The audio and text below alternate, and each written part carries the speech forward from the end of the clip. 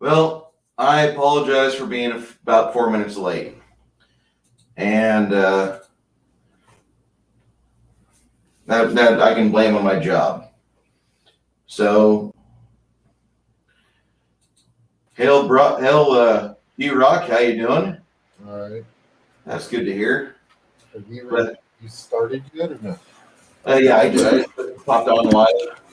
God damn it. Ugh. I got Sorry. to do it. Son of a bitch.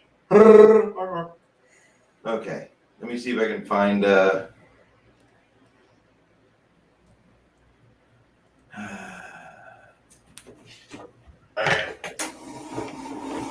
Have you talked to Blaine?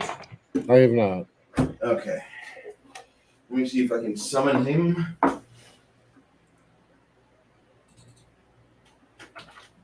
I summon thee.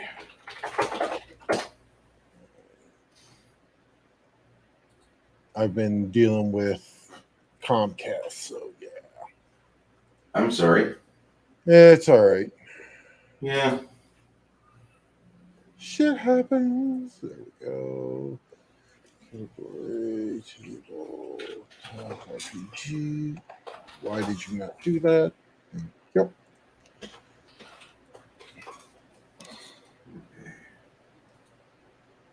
Hi, Shadzar. Hello, Pope Chewbacca Cabras the Fourth. I don't know if Shadzar's in here. He was here probably at 7:30.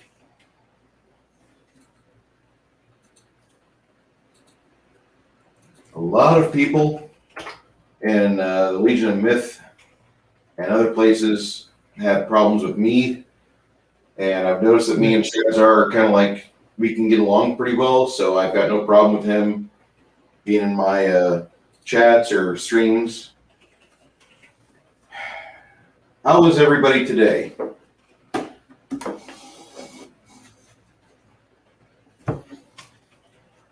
Hopefully you can hear me better. Oh, I can hear you just fine. I'm just trying to get all my shit together. Okay. Yeah, I just zoomed home and This is the advantage of having 6 screens. until that electrical bill comes. Nah, it's fine. Forget about it.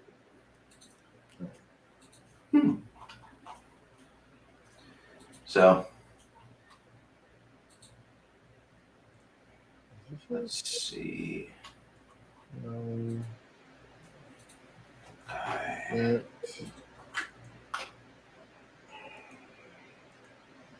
Same link. Okay. Let's leave. So remember back in 1999 before we met, what it was like to be a D&D player?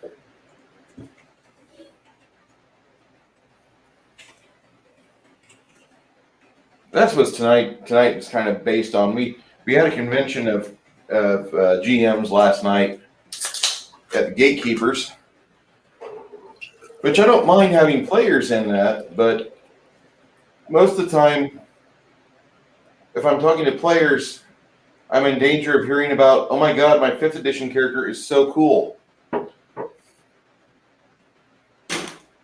Not what I want to hear. Hey, LDG. Geeks enjoy. Now, Garrett, you're echoing this on Twitch, right? Well, I'm trying to.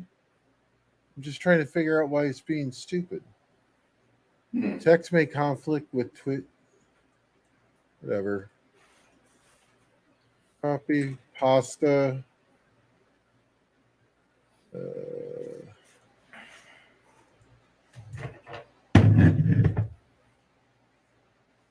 How's LDG doing tonight? How's Chewbacca or the Wookiee Supremacy doing?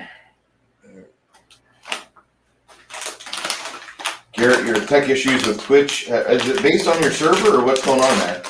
No, it's stupidity. That's all I can say. It's just Twitch being Twitch. Is what it is.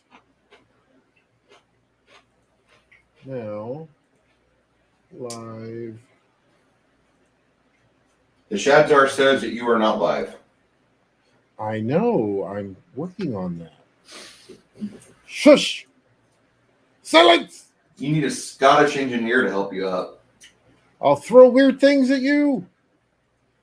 Yeah, you don't want me to start throwing fuzzy. What is it? What was I going to say? Fuzzy Jello at people. I just want you to take a minute to think about how bad the Jello has to be fuzzy. Hey, M. Dastardly's in. Hello, good sir. How are you? Okay.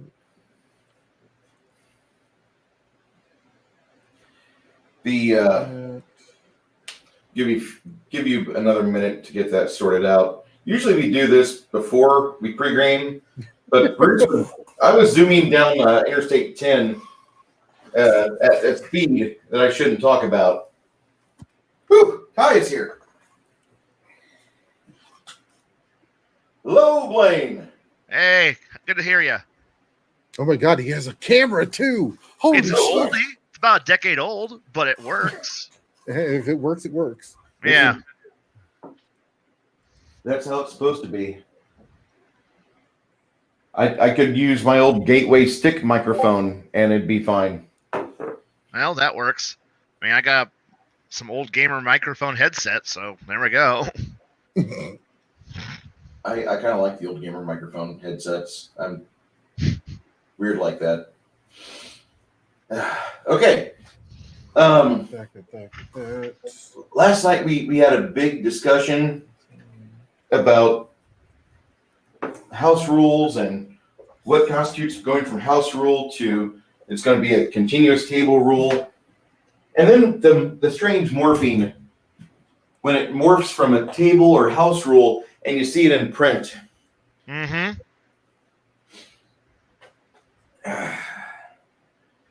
So, sir, I would say that everything kind of changed for me in 1999. That's why I wanted to discuss it all. And I bring you guys here because I met up with you two about 8 years later, about 6 to 7 years later, maybe. And I wanted to bring it to light where how our game tables have changed since that time. Now, mind you, there's still a lot of people out there that play second edition or first edition or BECME or BX, any one of the early editions of D&D, pre-WotC bullshit, that are very easily interchangeable. Okay. Blaine, I know you just popped in, but I'm going to put you in the seat. How did your table change whenever third edition came around? Did you immediately adopt it? Did you start going, oh, I can't wait to play this? Or we're going to continue this campaign with the rule set I got? Well, it caught us like right in this weird pot because right before third edition, they threw out this wonderful book, the Diablo 2 role-playing game. What? Let me bring out. Let me parade. I think I have some of these. I used to have a box set which had some maps. Oh yeah, that thing right there. Yeah. Here's the rules for how to make a Diablo 2 character with 3.0 D&D. Also known as D&D 3.0 before we had 3.0 rules. And the thing was we had already been playing in second edition with all the player's option rules. So we had already gotten used to the idea of having all of the fun that was player's options.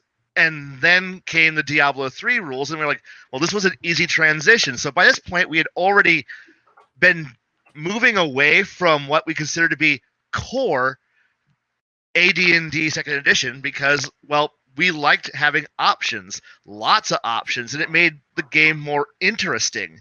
And we just moved forward. So when third edition happened, well, we just kind of dropped second, and everyone's like, let's try the new rules. And since we jumped in, and suddenly you gave us now the ability to have random loot tables that were amazing, character options that weren't just simply, I am a third level fighter, I can do my attack this round.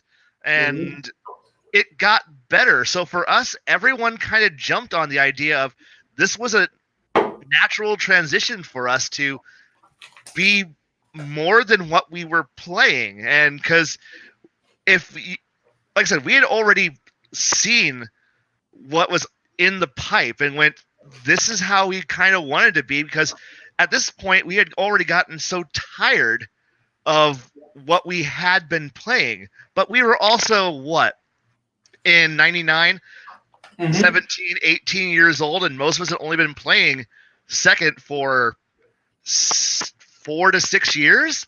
So it wasn't for us we hadn't done like, oh, I had been playing this game since, the great Primarch Gygax showed up and gave us the Pope's dissertation on what gaming must be, and hadn't been playing for 20-something years.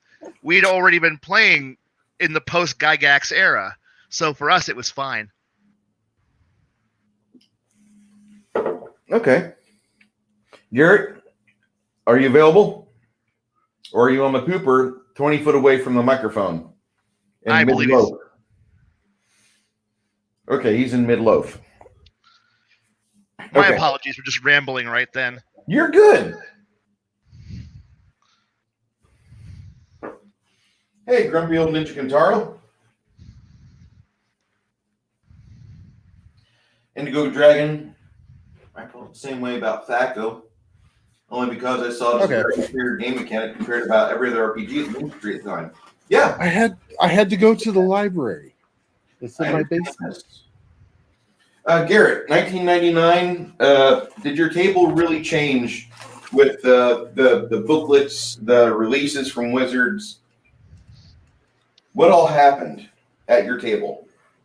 And truthfully, I came in during the 3035. So I really didn't have any preconceived things with 2 and, the basics, you know what I mean? Yeah. So, for me, 3.0 was my thing. It's kind of like, to use the analogy of Doctor Who. The first doctor you watch is always going to be your doctor. Mine is Tom Baker. Exactly, mine also. But, in talking about that, there was also some really cool things that came out of, with 3035, like with AGE. These little pamphlets, the little adventures. You just $4. Yep. Enough for a couple bucks. Yeah, one shots. So then you came up, and every time Bruce sees these, he shudders. I'm sure he does not remember until now that I have these, but then you have these one for psionics and another one for magic items. Yeah, psionics doesn't work. But yeah, you've got things like that. And then there was one that we talked about last night. This is mainly what I went downstairs for. Oh, God, that book. That book. Yeah. This book. The book I'm going to say was D&D did not deserve that book. I'm going to say that I pretty much like. I love this setting. No, I love it, but the problem here is that it's almost too good for Dungeons and Dragons. It really needs its own dedicated game engine. That's more. There's just so much to it, and that's just. I didn't bring that upstairs. They've actually swapped it over to Monty's new system, which is Cypher. I went to Gen Con this year. I happened to pick up the Cypher core book along with the Patolis for Cypher. And, a lot of times you have the bigger guys, you look at WotC, things like that. They send representatives. They don't send the people that actually write the shit. Bruce Cordell was sitting there explaining how the system worked and going through things with people at the tables there in the hall. And for me, that was I was on the fence about it, but when Bruce was there, I stood back and listened for a bit. And the thing is too is that it's not like I'm just hawking my wares, here you want to buy this, right? The passion in his voice was just like would make the hairs on my arms stand up just with the amount of passion he was putting into this. So I mean, and that's the other thing to look at is the when you get systems like the Ptolus Arcana Evolved that goes along with that you can tell the passion in these books, and even with 3.0 and 3.5, the passion that Monty and the other writers put into those books with what they were trying to do. And I think that's one thing that's been missing for quite a while. Actually, I think since the abomination, the last one of 3.5, that no DM in his right mind will allow at the table, the Book of Nine Swords. Not my favorite WotC project. Well, and that was the very last book. Remember, before they went into 4th ed, And so they were kind of 4E test. Yeah, that they were kind of giving you a taste. It's like, here, let's see. Okay, like players' options. Yeah, I mean, there was a couple of things in there that was kind of cool, but I mean, but going back, overall is with me, I didn't really notice that big of a change just because of I didn't have the pre notions, I guess, or the preconceptions of when I walked into The entire game of the entire book of Ptolus. Now Blaine will say the controversial statement that D&D doesn't deserve it, but that entire book was Monty's. Monty Cook is the first D&D developer that I know of that got to write his dream project and publish it. Yes. And I mean, when you have a big dream, it's impressive. It's even cooler to do it. And that book, what is that page count on that, Garrett? 1, 2, 3, 4, lots. Shadzar, you're talking about Skip Williams there. 670. No. Shadzar, he did the skill system for the player's guide, if I remember right. And he had just come out of Iron Crown Enterprises. And so that's why 3.0 feels a lot like an old Rollmaster D20 version. But that Ptolus book is probably one of the coolest campaign books that a person could pick up. Because you have a history, you have factions, you have DM notes in the sidebars, you have so many extras for Ptolus. There's a DVD that came with it that had 2 full campaign journals. You had everything a person could need if you were going to run a city that would allow everything from first to epic level. Yeah. There's the side view. Yes. Yeah. The thing here is that there's so much in that book. Sorry, What? there's. Well, Yeah. Yeah.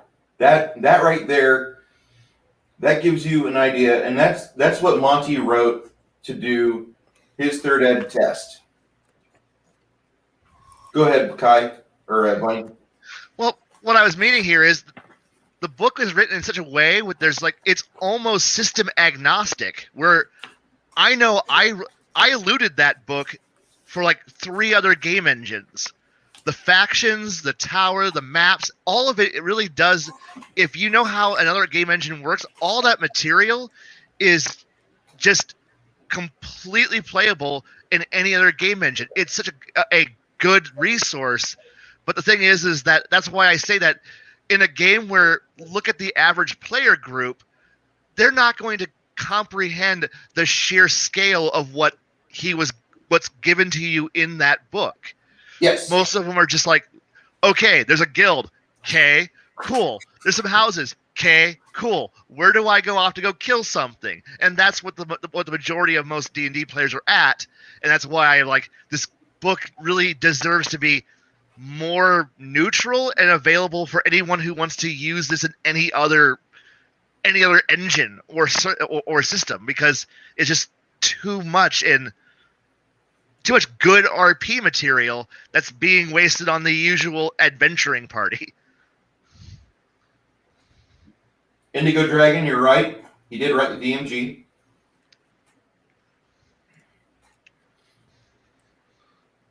Okay. Then he wrote Alternity. Yeah, Lorraine Williams wanted to make Buck Rogers. She's a heir to that. We understand her and Buck Rogers. Alternity, what's a good game? I didn't get a chance to play much of it. You know what it reminded me of was a better version of Tabletop Alpha Centauri. You had an option to do that if you had a good GM. We had a good GM, but he had 13 people sign up for his table. Fair enough.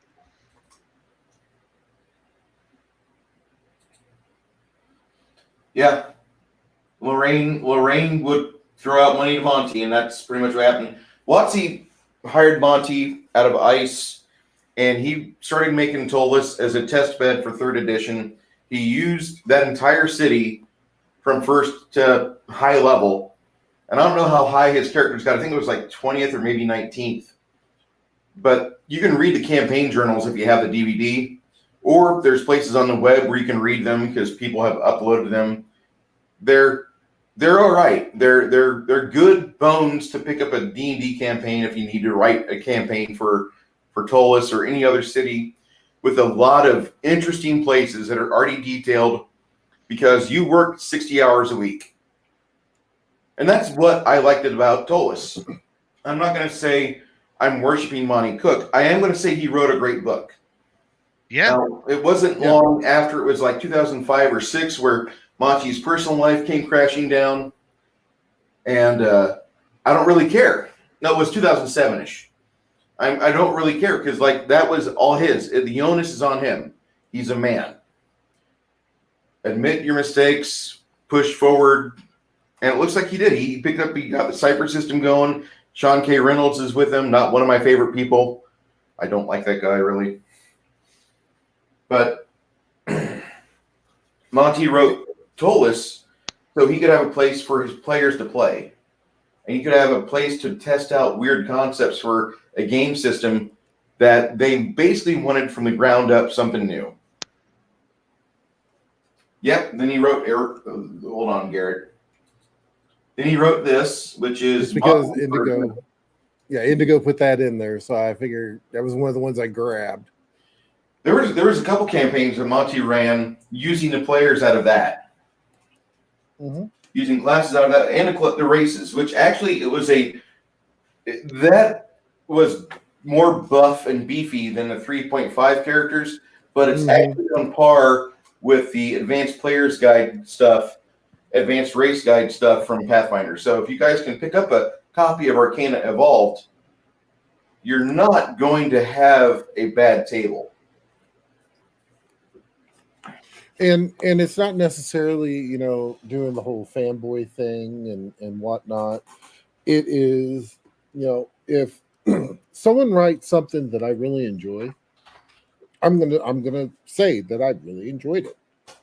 It's like, there's a set of books, Monster Hunter International, Larry Carrera. I absolutely love that series. And I've sat and read those books, a couple times over now.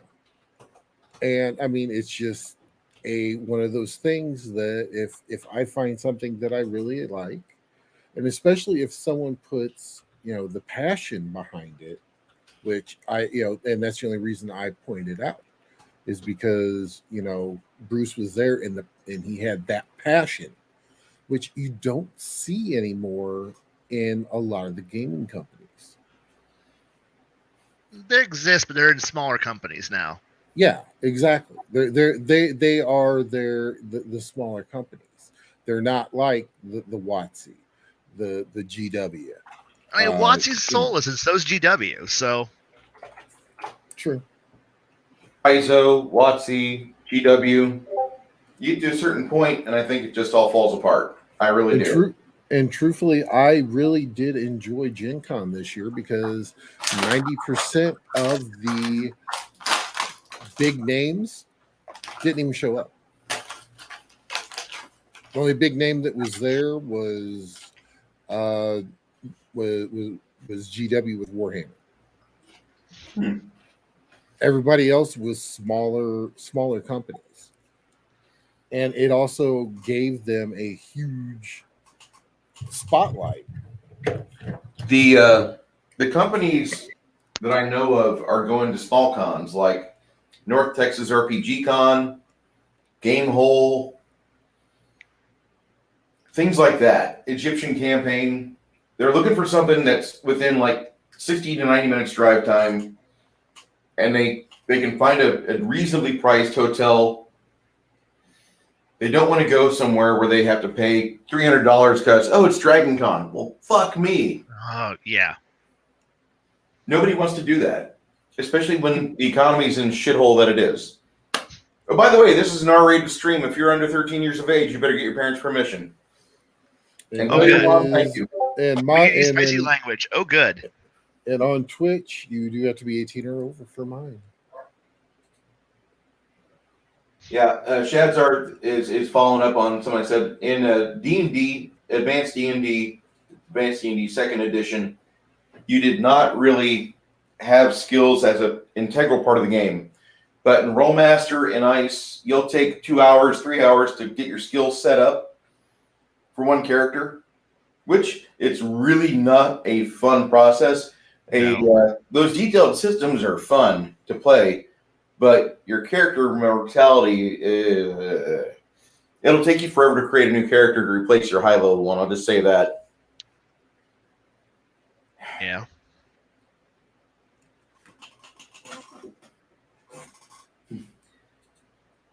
Kelsey Danger follow you around and destroy you as part of the patriarchy? That's funny.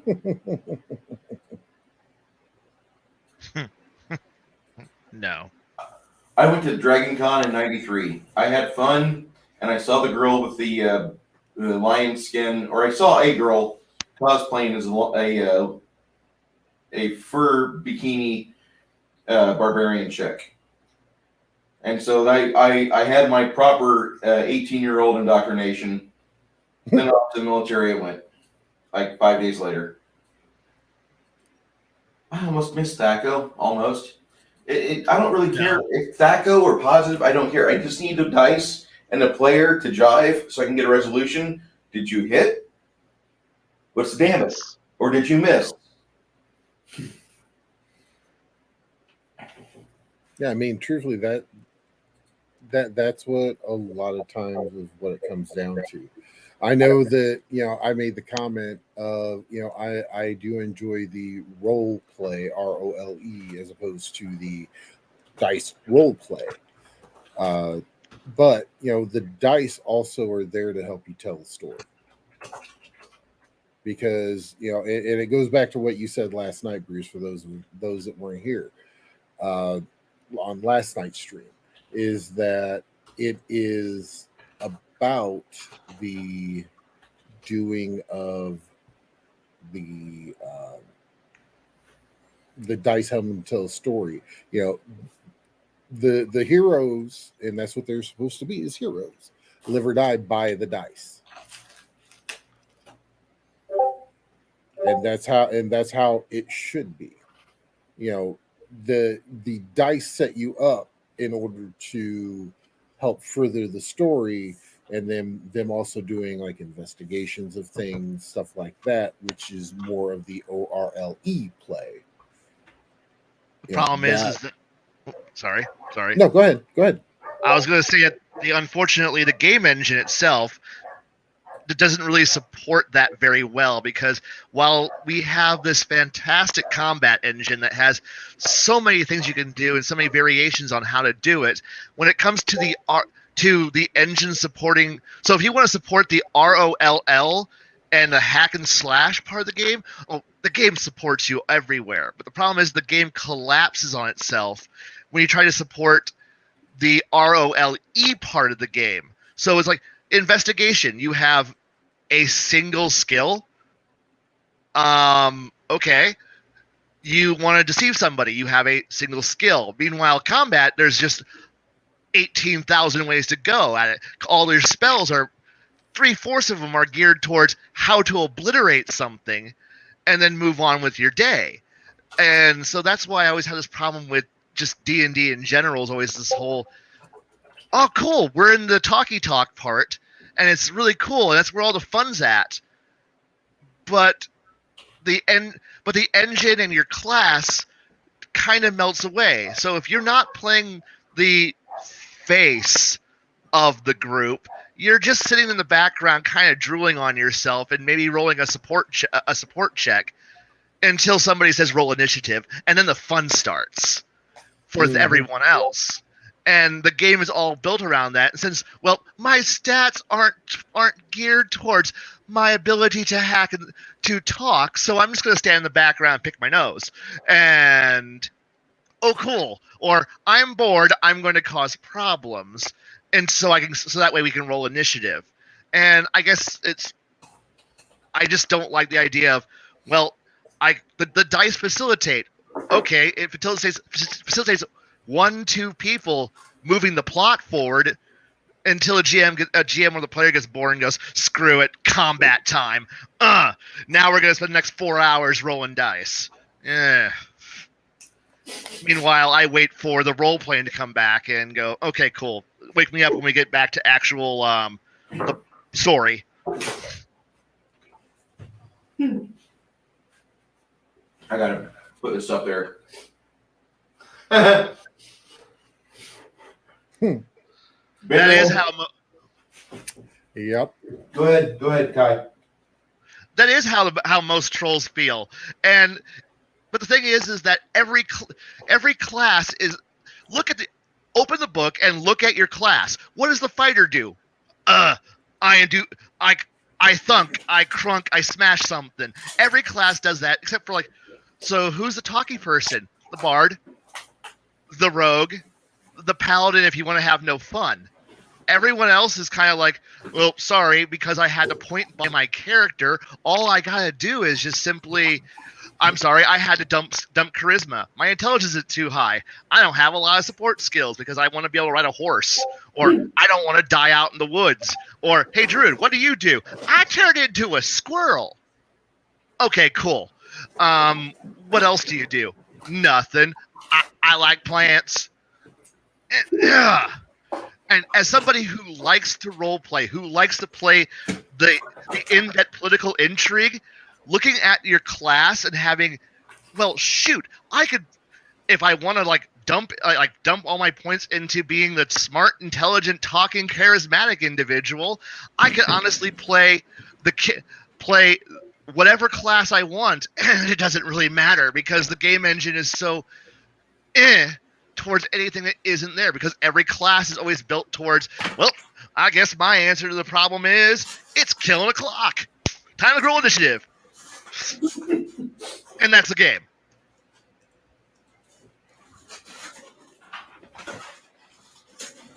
Damn it. What? No, that was kind of what it was like for my table, because we were playing Forgotten Realms at the time, and we were going through a bad period because in Decatur, of course, we had another gaming store closed. So I had to run from where I lived into Springfield, another 30 miles. Yeah. Game.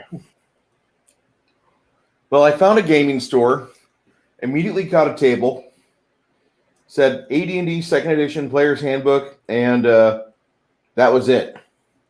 And then at around third level, I started bringing in the brown books for running Forgotten Realms. The game store owner let me buy a box set and hang the maps up in his store. And then when I came back the next week, he had laminated them, which I thought, well, that was great. And we played there for about 3 years. And that lasted until his divorce. Don't ever leave your miniatures at a gaming store. No, that's how I lost like a third of my collection. So yeah. Didn't Niles pick yours up? Nope. A lot of my miniatures disappeared. I vanished. I vanished one day. So yeah. Okay. I thought Niles returned a package of miniatures to you at one point. No, I'm still missing all my BattleTech miniatures. All of my there's a lot that's missing from those days. Okay. God, Max would have a cow if he heard you say BattleTech. What do you play? What clan? So Wolverine.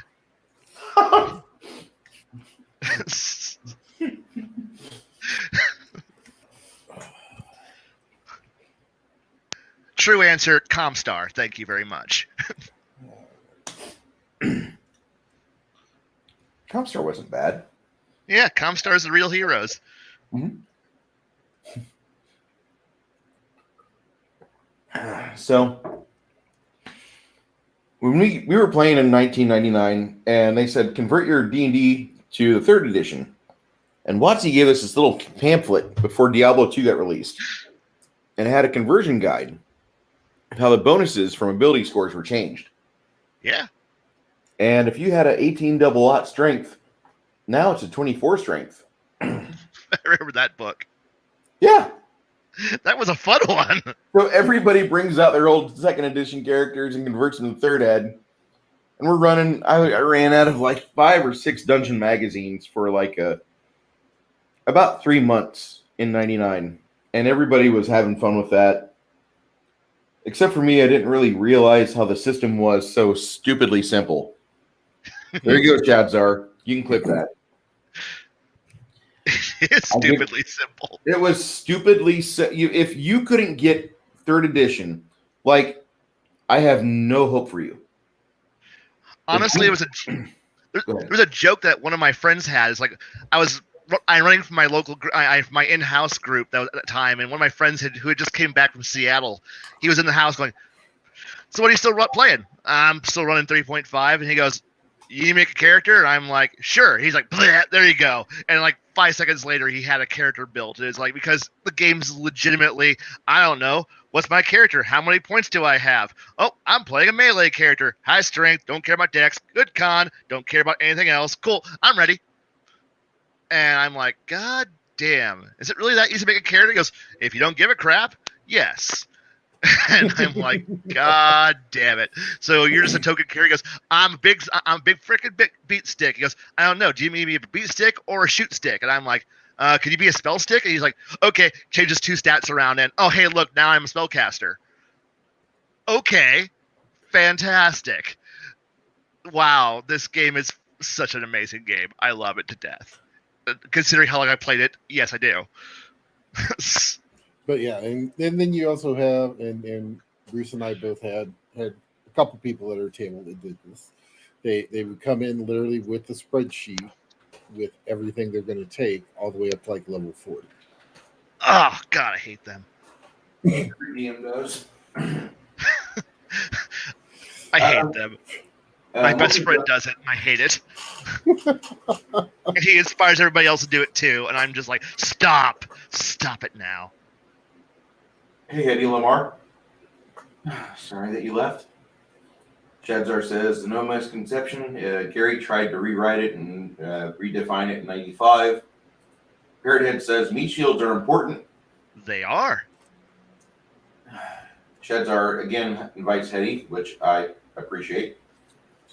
I don't take my minis to stores because damn kids cannot keep their dick beaters off things that belong to them. True. God damn it, that's too true. I have a one-armed lictor because of that. Sorry. I have yeah. I have a dragon I'm missing a wing. Multi-gun man. Never played D&D. Was it hard to catch on to? Not at all, sir. And after 3rd edition, it was made very simple for 2nd graders because 4th graders were doing well with the THACO, as we call it. But 3rd ed made things to where you can just use simple addition or income tax math, and you can play it very easy. Yeah, easy as playing what if game. That's basically it. What if you were Frodo and had to do something with wondering? What would you do? Okay, thanks. Like to get into it. Cal says, I'm here. Sheds our waves. Just ignore 5th edition, it'll be safe. I would say ignore 5th edition. There are good DMs out there that run anything just to get a table. And That's true. We know a few of them. I've been that guy. Yeah. I'm not a fan of 5e, but I'm sure my friends would play it if it was available. They have to be pinned into damn Pathfinder. Well, and truthfully, the Stargate one that I played at Gen Con, it is actually based on the open license for 5th. But they of course they put their own twist on things. I think there's only one thing I don't like, which is like the chase mechanic. It makes no sense because once it ends, nothing really happens. It's like I don't understand why it's even in there. But basically, I mean, and it was actually fairly straightforward and actually fun. So I mean, and it's based off of the OGL for 5th. So I don't know. After how the OGL got ruined by WotC with 3rd, I don't trust anything coming with 5th. So yeah. I didn't like. Okay, well, I'm not popular yet. That's why. yes, but I do have a click button. Yeah, You don't have to be popular on Twitch to get it. that's kind of nice about Twitch. I will say that's their one strength. I don't like Twitch's EULA, which I'm really not liking YouTube's new EULA, which is a copy paste of Twitch's EULA. Mm-hmm. Can't talk bad about DSP anymore. There goes my views. Aww.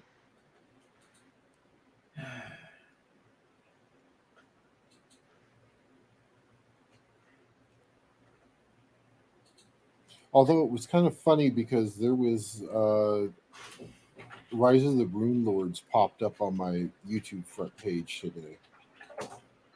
Mine? Yes. Wow. Watch it again. And I think it had like 4.5 thousand views or something like that. Yeah, there's a couple of them that got some good views. The time I killed Zine, our first episode.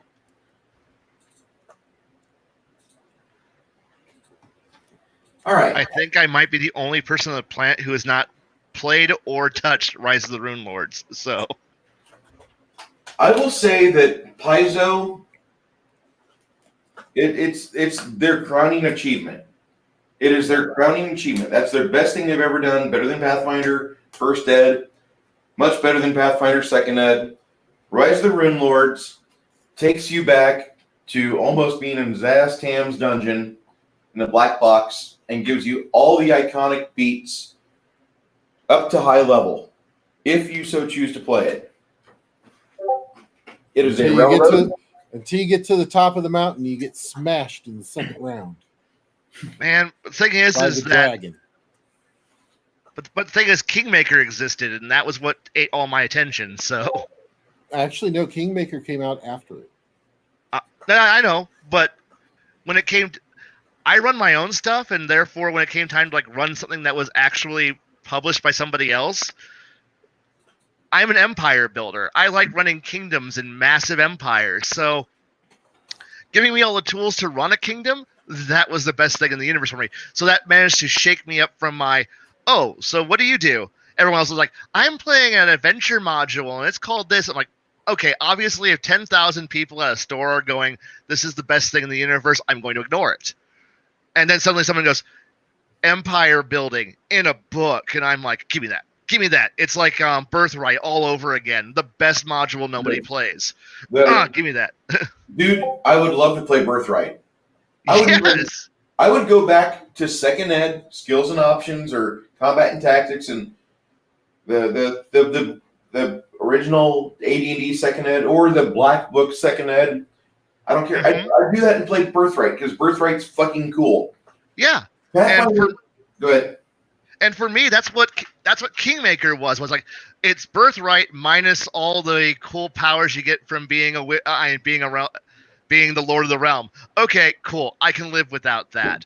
And it was a fun thing. And so when Ultimate Campaign arrived, I'm like, where have you been my entire life? This is what I needed to play with. And so therefore I can now sit down my players and go, okay, everybody, we're going to play Dungeons and Dragons Civilization Edition. And I could plop them down on a map and go, all right, guys, this is your guys' village.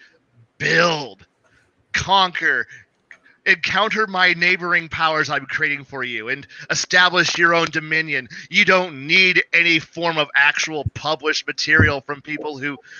Why do we give any allegiance to these people who live somewhere distant? Because why? They're nothing better than we are.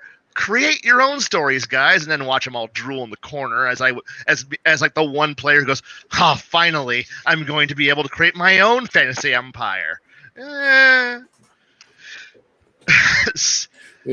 Well, and I will say the what was that one? Second Darkness? Is that the one, Bruce? Yeah. That we were playing. It was fun. It was fun until you get to the last third of the adventure, because then it becomes a rinse repeat choo-choo train.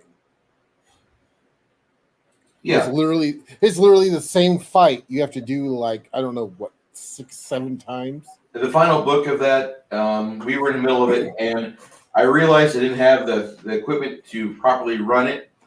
And you guys were in the middle of a combat, and Caprin looks at me and says, "What the fuck are we doing?" Like round 4 of combat, and like 2 characters are at negative hit points, another person's gotten confused, and Caprin's just like, "I'm done. I hate this." I'm like, "Okay, well, you want to just run Kingmaker? You want me to play that, run that?" And he's like, "Yes, please." I agree with Indigo Dragon really hard here. Like, people that would come to the table with a spreadsheet, I'm like, you can do that. Just don't let me know you're doing that. Don't fucking let me know you're doing that, because there's things I'm going to pop onto the scene like, hey, this character's going to offer you this build, or this character's going to offer you this feat or this class if you want to, blah, blah, blah.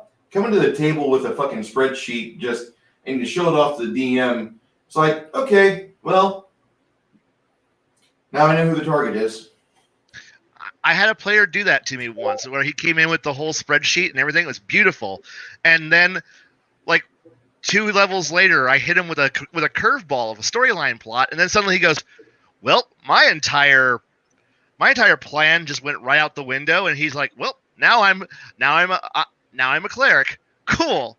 And I'm like, "That's right. You're now a cleric." And I didn't tell him to be a cleric. He's like, "Well, obviously I've just heard the word of God, so I'm going to go now preach it." And suddenly his barbarian, who had no wisdom and no charisma, is going, "I'm taking a level of cleric now because I have been chosen by God." And I'm like, "You're terrible at your job." He goes, "I don't care. I'm terrible, but I'm here doing it." I'm like, that's a good choice. And then it threw off his entire plot line and all of his skills. Now, I can just keep hitting the other people at the table who go, "I've planned my character out." No, you haven't, because the game hasn't gotten there yet. There's someone in chat, looks like it's lighting up a little bit here. Shadzar says, "Birthright's the biggest pile of shit come out of TSR other than AD&D cross-stitch patterns." And you're not wrong, but you're not right either. You know, I would say that would be Planescape, which is what Monty Cook loved so much, and I did not like so much. I wanted to like it. I couldn't stand the modules I like the idea of it, but when I read a module, I just feel like that's not right. It's like waking up in my 40s and looking in a mirror. I go, that's not right. That's Right. all fucked up. Honestly, I would say what beats out Planescape would have to be Dark Sun. Dark Sun was the low point for me. So, And then Umbree's talking about Shackled City was the first original Paizo adventure path. Somewhat, yeah, but it was in the Dungeon magazine, and they can't really. I don't think they can even sell that book anymore. I think they have to like beg and suck and do all sorts of fellatio on WotC. Let's do this. Let's market this again. We can make it for 5th edition. It'll be great. And I'm pretty certain I'll do that because like everybody wants to get that fucking elusive dollar. and it wasn't bad. Shackled City was good. Age of Worms is better. Dragon Dice is amazing. I love Dragon Dice. I never got a chance to play with them, so I played it. They actually still are going, and they were actually at Gen Con. SFR is what the company is now. Basically, before when TSR was getting ready to be dropped, a group of people got together, bought it, and then they were like, "Well, but we want that back now," because they were going to relaunch the line and realize, "Oh, we don't have those rights anymore." And they're like, "Nope, this is ours. We're keeping this over here," which is really nice. I don't know quite about that defeats the purpose of playing comment, though. I mean, I know for a lot of people who are playing a game, wealth and accumulating it is the entire point of playing. But I have discovered that usually, once you are able to divorce players from the need to constantly chase after the almighty gold coin, you can actually start getting them to start paying attention to other things that are more important. And I've started experimenting with this over the years with my gamers that in my groups that by giving them what I would call an allowance. And it's like, here's enough money so that way if I nickel and dime you to death for like food, shelter, travel, you're not going to go broke. You're not going to buy any major magic items, but then again, why should you be buying major magic items?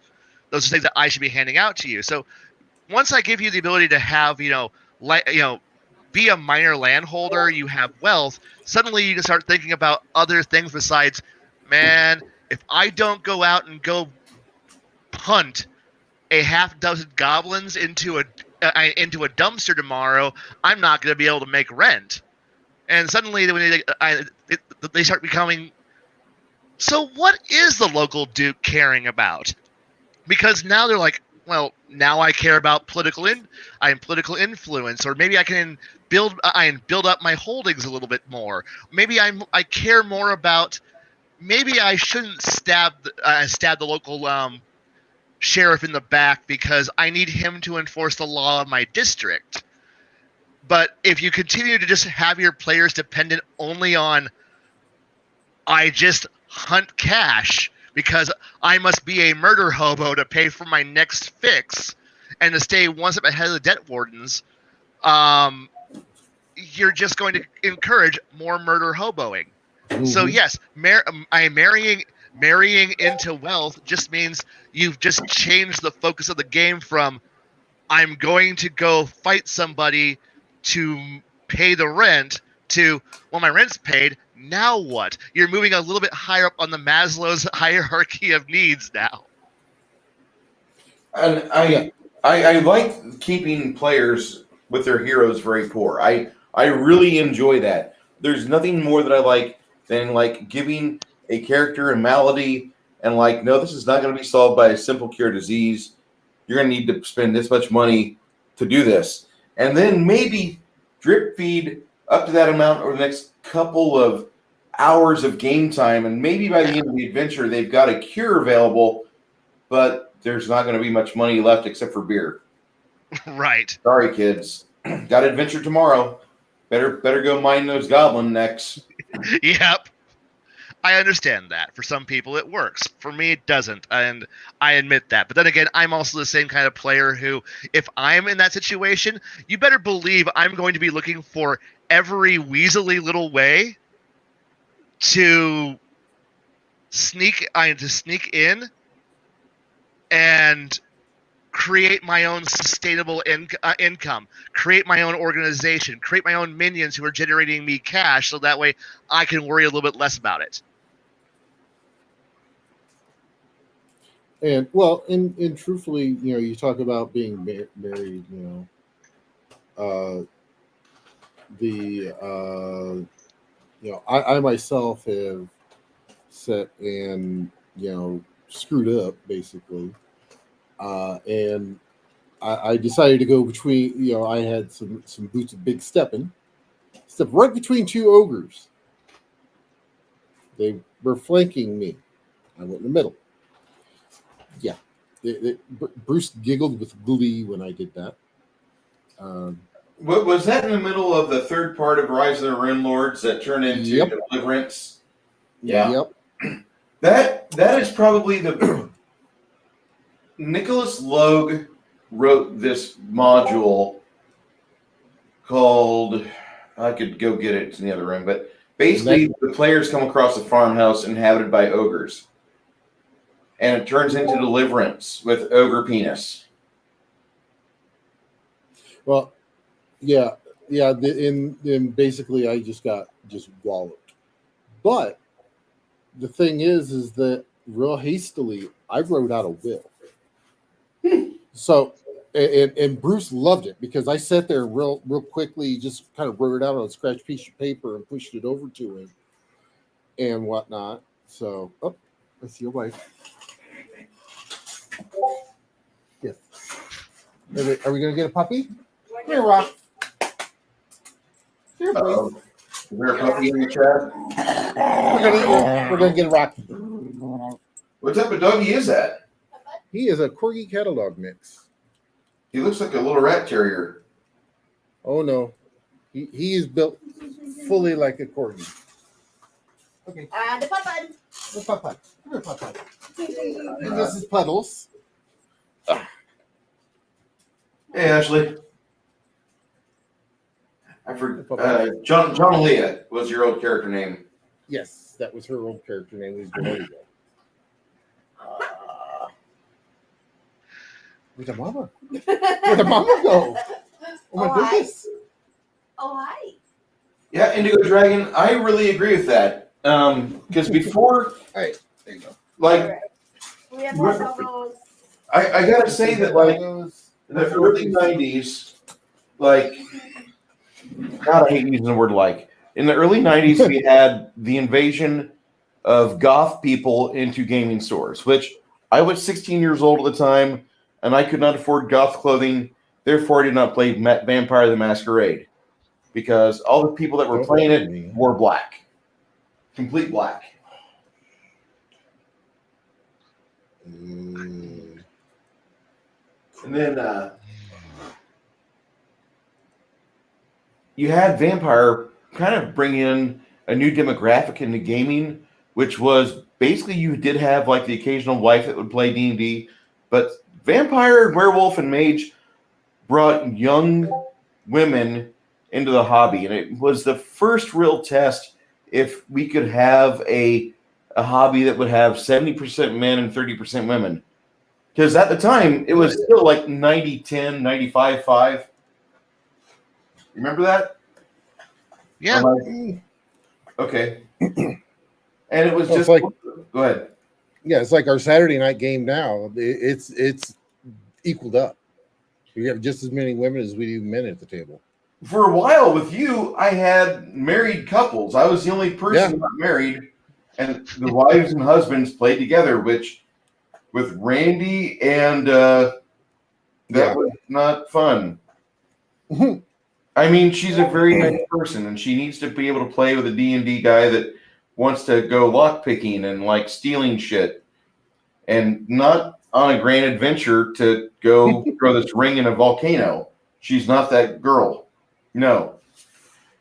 But the hobby changed the hobby change happened before WotC bought in '97. Before they bought TSR, because we had women as a buying demographic now. They were buying the hardcovers of Magic, of Mage the Ascension. They were buying the Vampire the Masquerade, and they were invading the conventions. Which, like, you would still have dudes with Avalon Hill games with chits, not miniatures, chits, cardboard pieces pushing on a fucking board. And I still have a mountain of those things, and I still use them. So I'm not bitching about them. I'm saying that was the like 1990s. You had those games come out in mass, low budget, and they were fun atypically. But these guys would still be coming to like the 1990s conventions, and they were upset that this new demographic was there ruining the con. And as much as I want to be like, God damn it, those kids are ruining our shit. No. You got to make a way to make your game sexy and fun. But AD&D Second Ed came out in '88, and then for 10, 12 years, it was out. And I don't remember a lot of girls playing our game. We did have ladies play it, but they were atypically married to a guy at the table. But the vampire, the White Wolf gamers were typically our age, and they were there with an agenda. They had a character build they wanted to make. Like, one girl wanted to be Laura Croft, another girl wanted to be a very powerful Tremere, another girl, it was just weird because you didn't have that desire to build a good character in the Second Ed D&D days. Well, now when they started running for when Diablo 2 came out, right before the release, they had the books, right? And we talked about that at the start of the video. We had some girls come to the table and say, we want to play these books. Yeah, that's great, because I have those. Let's go. And it was weird because that was like the dawn of the build. I don't remember second edition games having builds for characters. You could have a build for a fighter or for a wizard, not really cleric or rogue because, anyway, the system wasn't good for supporting them. The game was built around magic and fighters, and that's it. Oh, you're a cleric? Well, you just turn undead, and we might heal up later. Fuck it. Okay, that comment about how I want my players to create organizations, we were doing that back in second edition. It's called, hey, I go out there and actually talk to my GM and talk to my NPCs and recruit my minions. Suddenly, I have people. You say, like, and I go to this idea of storytelling doesn't actually exist, in this early day era. Like, bullshit. Every last one of us who played a character, who gave ourselves a name, who gave us a care about where we are, what was going on in the story, we gave a shit. So when this terrifying, blasphemous game called the Storyteller Engines came rolling in and suddenly told us that maybe there's more to it than just sitting in a dank, dark hallway and walking 5 feet, spend 20 minutes so you can roll to search for your traps, and then move 10 more feet so you can now look for the next set of traps, then move 10 more feet, go fight some orcs in a thing, get some treasure. That was the game. Guess what? Gaming evolved. Some of us don't want to spend 15 weeks in a dank, dark fucking basement all goddamn day. Some of us want to be out there, and I don't know.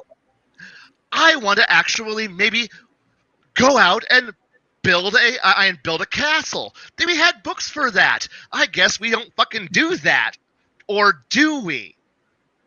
Oh, we're wasting time from playing the game. What do you mean? The game of roll initiative, move 10 feet. I make my 5-foot step. I roll.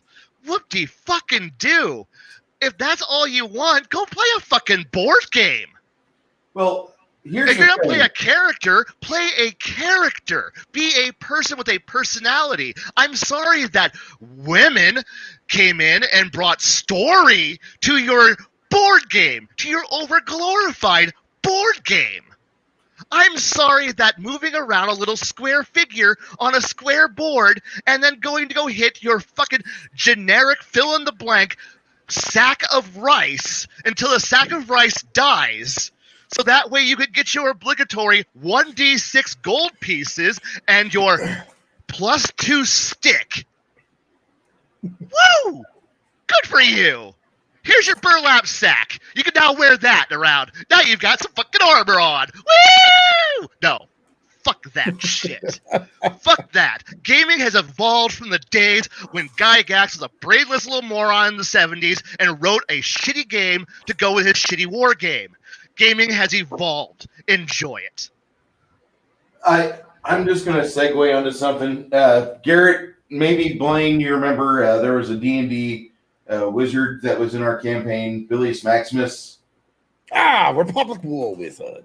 Yeah, dude was like played by Bill Helmblocker, who's now sadly gone, but Bill would scream this aloud at this Beyond Hobbies and Games in downtown Decatur all the time. Buy my magic cards, and then you get to the D&D table and be like, "This is not rocket science. I'm going to describe this game for you very quickly.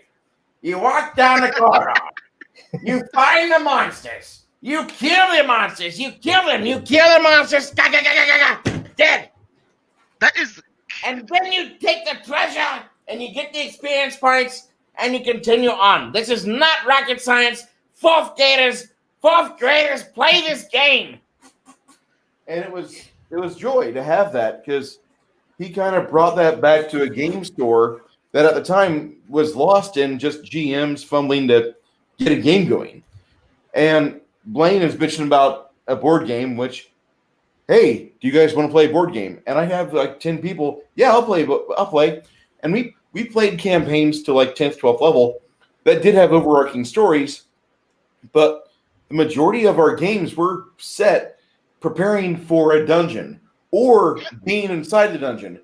We did have like organizations because there were third party and primary books for D&D second ed that talked about this, and you could occasionally find a first edition or somebody to talk to you about how to do this with the game, because we didn't have real good subsystems at the time.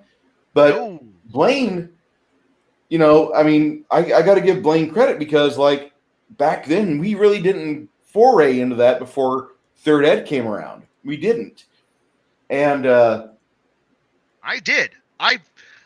My group must have been the anomaly. Must have been the weird freak, because this is back in second, and we were the ones who were constantly going, well, how are we going to fund a castle? How are we going to build an army to go fight the Dark Lord? How are we going to get the logistics to pay everything we need to be able to raise an army? You can't just go, well, I roll into town, and then I roll my diplomacy check. I rolled a 12. And that with my bonuses equals a good number. So please, all of you peasants, pick up your sticks and rocks and go form behind me, so we shall go off to go fight the Dark Lord now. And the militia, yay! No, fuck that. I mean, sometimes you want to put some more effort. Maybe I want to have my militia not be a bunch of idiots. Maybe I want them to actually have gear. That requires equipment. Do I play a whole wonderful game of DM, may I please have this coolness stuff? Or I could put in the actual legwork and actually do it. I can actually spend the time invested into it. I can actually work on making something useful. But unfortunately, most people just look at the game and go, game simple. Fighter hit things with rock until dead. Okay, ranger shoot with arrow till dead. Wizard cast spell until dead. Okay, that's all we do. And the game is very, very about that. And that's why I'm kind of glad things have slowly improved, far too slowly, and the game is still too brainless. And doesn't give you enough subsystems to be able to actually do anything besides walk through a dank, dark basement and go hit a poor hobo who's just like going, please don't hit me, this is my treasure. Give me my treasure. That's my treasure now. Well, I'm not going to disagree. I'm not going to tell people how to play a game. Like if you're not playing in a deep, dark dungeon that smells like ass and solid dorm rooms, you're playing wrong. I'm not going to say that. Okay, what you do with your table, if you want to have dungeons and discussions, it's completely okay. And I'm not even going to get upset. You know, if you want to buy the new Strixhaven or other 5e shit, that that's cool. That really is. What you do at your table is your own business. And I like the idea of having the players working for a faction or an organization. I think that's a really important way to bring the players to a new item on their checklist. We got to do this. Now we got to do this. Now we got to do this. And you give them all these various things to do. And as a DM, I'm like, what are you guys doing? You've got 10 fucking mini quests or whatever you want to call them, 10 agenda items. Which one are you going to start working on now? Where are you going to go? Who are you going to talk to? And as a DM, I like to do that. Yeah. I think that's really important as a DM that you should do that. Because if not, you're just, okay, you may get into the next room and you see a Minotaur on a throne, he gets up, roll for initiative. Now, let's say that if you're new to the hobby, this is not a bad thing. No, it's not. Card gaming, which is the dungeon crawl, is all right. It really is. I like more choices. I like expansive travel. I love hex crawls. I like jumping off the rails. That's for me. So I like Kingmaker. I like going on a hex crawl, and this area has been cleared. This is now part of our country or part of our parish. This is it. This is ours. We farm money out of it every fucking quarter. That's cool. Indigo Dragon says, I think one thing you'd talk about pertaining to Arrival 3 is the OGL, the D20 license, and how it changed the hobby. Well, we kind of talked about that a little bit with Monty, but we got sidetracked on Tolus because 664 pages of fucking joy. yes. And if you haven't read Tolus, I'm going to tell you that you should probably find a way to read it. I'm going to say that. I'm going to say that it's good enough if you're a player or GM, you probably want to look at it because it will probably throw you in a direction that will expand your game. It's one of the few tomes that will. Mm-hmm. Most Dungeon Master's guides, if you actually open up the third ed or second ed or first ed DMGs, I will tell you, if you read it cover to cover, if you take good notes, you have no need to buy another hardcover for that system. You can do everything you need to within the subsystems in that book, and you can invent shit on your own with rulings, and you can handle it because you're a fucking person that has the discipline to read a hardcover DMG, which reads like a tech manual. It did. And I have no experience with 4th edition or 5th edition, so I'm not going to talk ill or good about them. Yeah, 4th edition, literally, there were cards with all your powers on them, and if you didn't use them, you were lost. I don't want to talk about that. I want to go back to 3rd ed. The start of 3rd ed, there was something that came out called the OGL. And the OGL gave everybody who played the game the authority and the ability to write for the game they loved, if that game was 3.0 or 3.5 D&D. And the OGL is still used today. You can still use it and write for 3rd ed products or 3.5 or Pathfinder. Mm-hmm. I think there's something like that, the GSL for 4th ed. I know they've got something similar to it for 5th.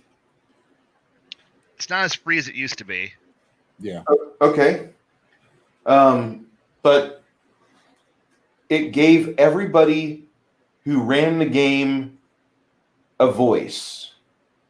Before broadband was across the fruited plain, and I referenced to Illinois because I was still on dial-up in 2005. Fuck that. It's Illinois. It's garbage. I understand. Yeah, we won't talk about J.D. Pritzker. Anyway.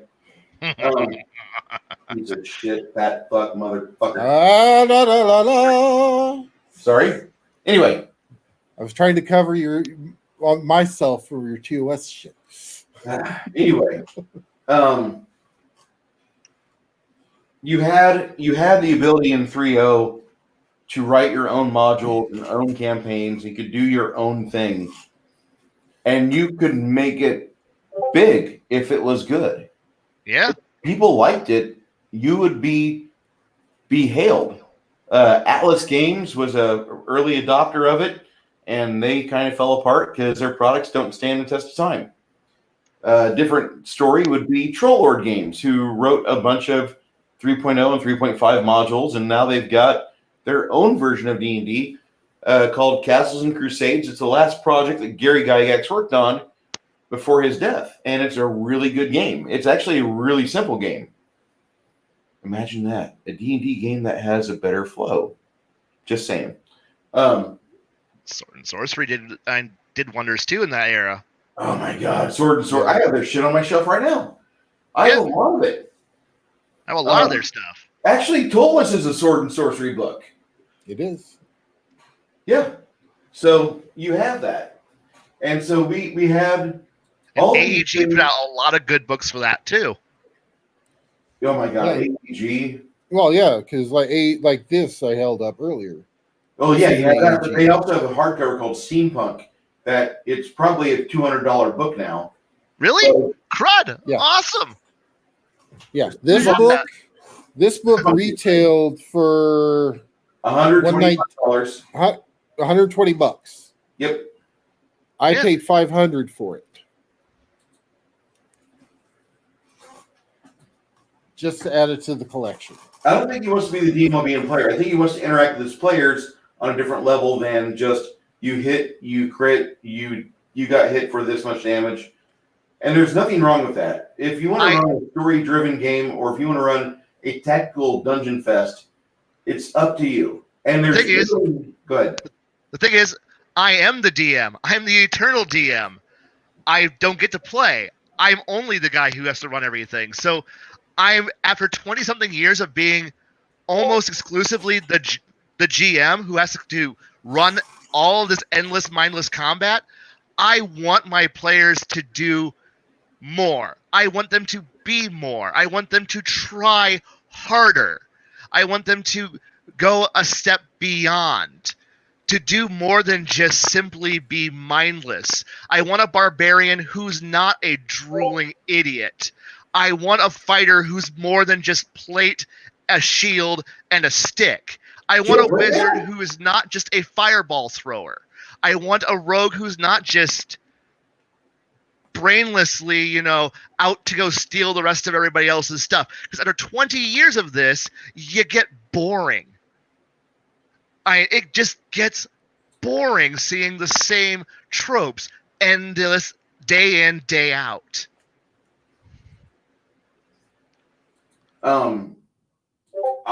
I have no problem with organizational and with social play within like guilds and factions and all that. I think that's important because you need to give the players as a DM a reason to enjoy the mathematical equation on their character sheet.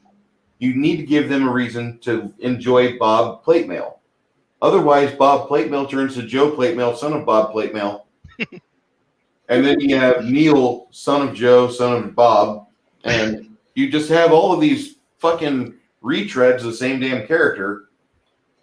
And I don't want that. Hide behind the pile of dead bards. Yep. How many of those do you have? And 50. I'm not trying to call out Chadzar here. I'm not. But Chadzar has been known to have problem with story urgency or player agency in games, and that's just something that happens. He's been a big proponent of no. We get 4 main characters: thief, rogue, or a thief, a mage, a cleric, a fighter, and you walk down a corridor and you play. And So tank. you go from there. So the only way to play the game is tank, DPS, healer, ranged combat guy. Cool. Or stealth. I mean, that's kind of like, I'll guarantee you, I will buy, if I had to play that would put me to sleep. I would be back to being 19 years old at the game room where everyone's doing all that and I'm painting miniatures waiting for my turn to come up so I can just go, I move four squares forward, I roll my attack, cool.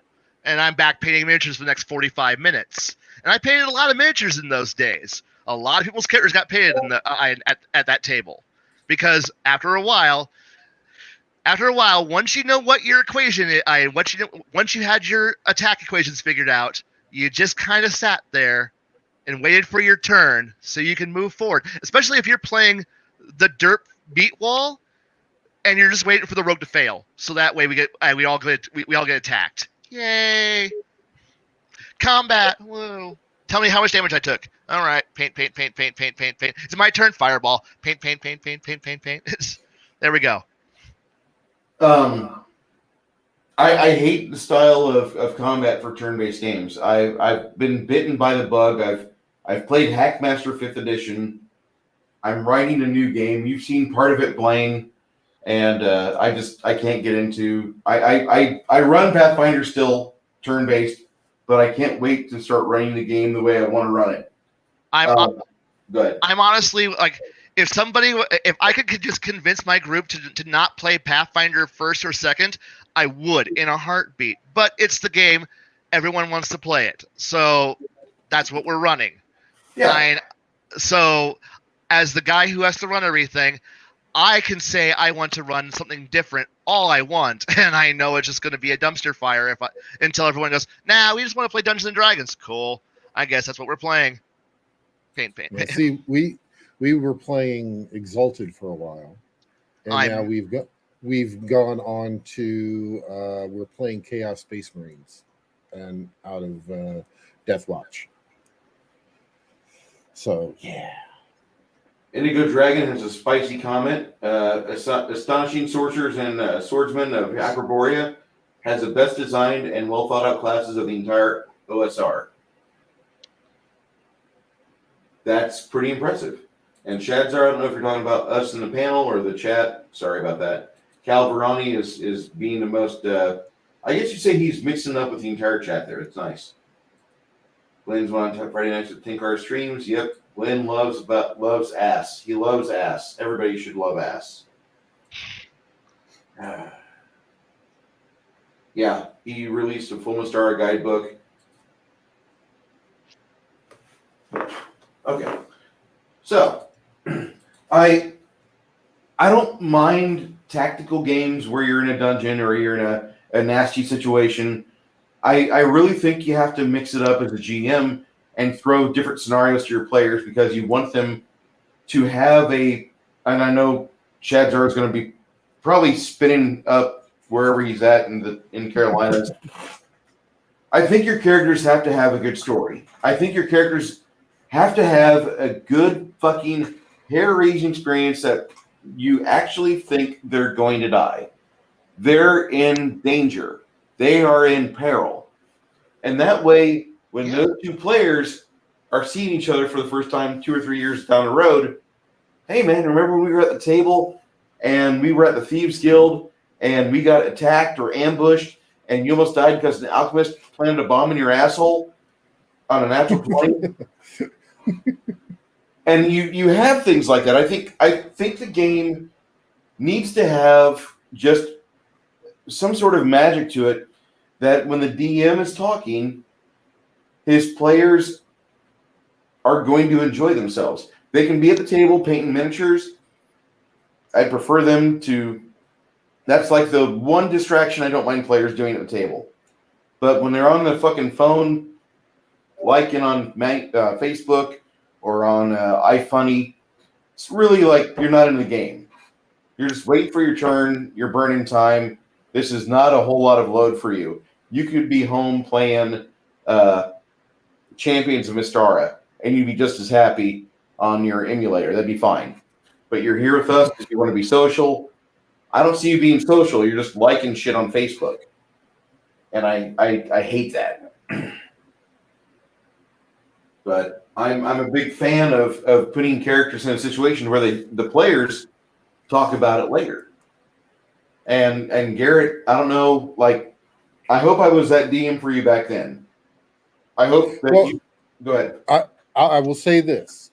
There's a reason that every game at that time you ran was always had a waiting list, basically. Mm-hmm. So, and I'm just going to say that. And it's the same thing like when I turned around and did, I know they were talking about the 3035 WoW, World of Warcraft RPG. There's a reason I had 11 people set at my table. I mean, it's just, it's the story, it's the mystique. It's, you have to do something to want them. It's like if you want to think of it in business, you always want to have them come back. Leave them wanting more. Whether it's a restaurant, even a movie, or a TV show, you always want to, give them just enough that they want to keep coming back. Exactly, and I think that's truthfully what especially newer DMs, because I had this issue too when I was a newer DM.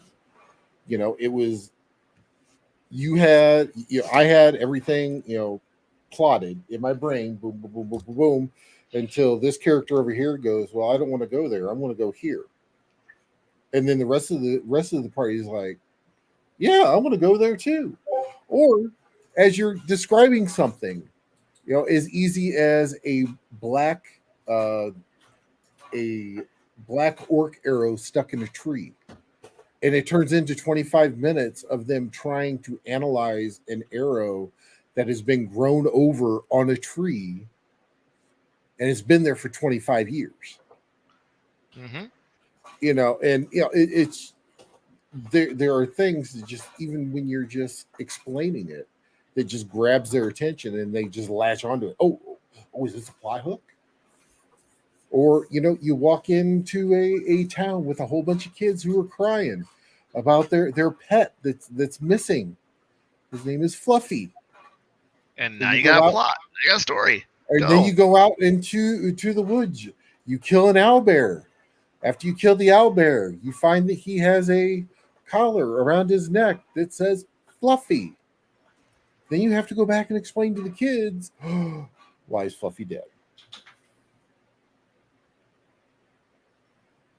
The first question should be, why in the hell did they have a owlbear to begin with as a pet? But still, it's the plot hooks.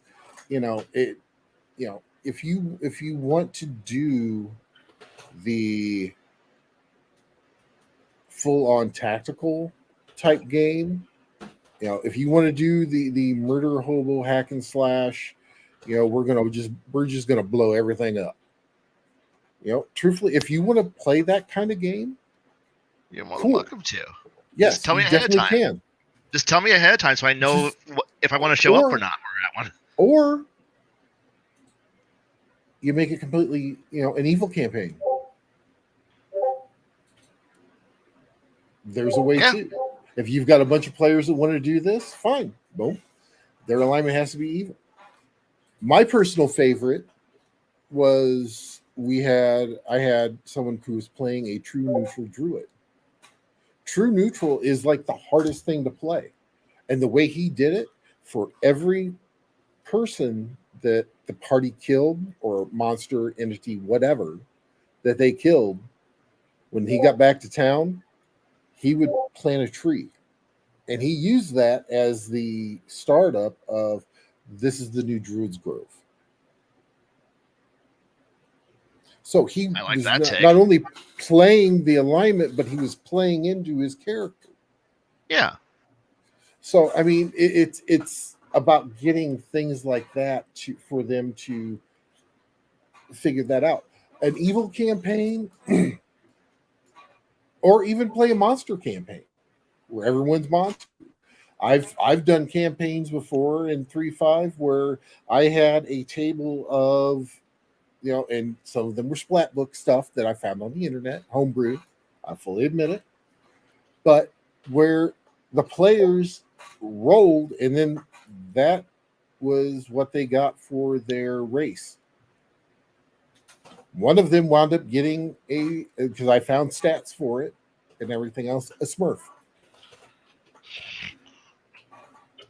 And it wound up being the greatest thing ever because it was a Smurf monk. Pixie swashbuckler. That's Yeah. I mean, and if you want to, spice things up, there are ways to do that. You can actually, roll, if you don't believe it. I know there was a couple of them last night in it that was talking about that they don't believe in resing the character. Awesome. No resurrections. Cool. Reincarnate them. That's what we do, is reincarnate everyone. Yeah. Reincarnate, because then you wind up with a completely different character. The stats get thrown all to hell. It's beautiful. And it can be more fun because they're trying to figure out how to do things in the new body. I know. I've actually spent the last 2 sessions killing the same player twice and having him be reincarnated twice because we won't. He's like, please just resurrect me. No, reincarnate. No, it's been fun. But he's also the one who's stupid and walks into all the traps. It's great. So.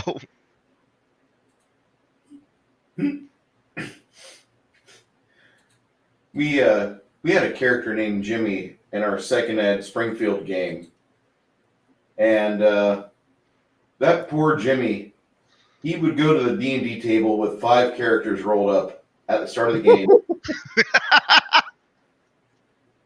I knew what he did Friday night. He rolled up fucking characters. That's what that fucker did.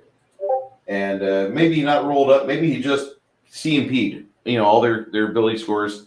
I didn't really care. I really did not. First off, second edition D&D, you didn't get a lot of bonuses, so you had like a 15 or 17 in the stat. And his rolls were never that good. He was a 12 or 13 guy. So we played, and he would usually die 3-4 times. He'd have one character that make it. He might get a level. And this was back when, I forced every player, you start at level 1.